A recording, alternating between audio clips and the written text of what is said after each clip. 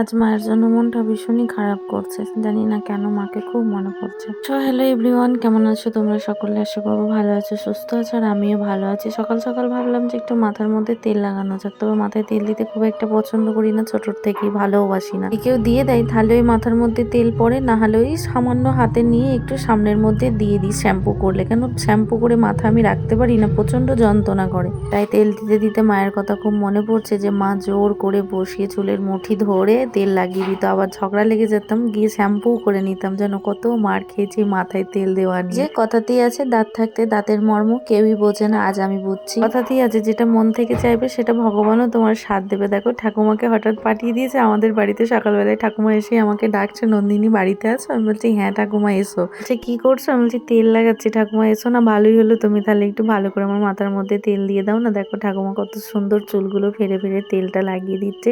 এটা কি বলে ভালোবাসার টান। দেখো মনে মনে কষ্ট পাচ্ছিলাম আর ঠাকুমা হাজির।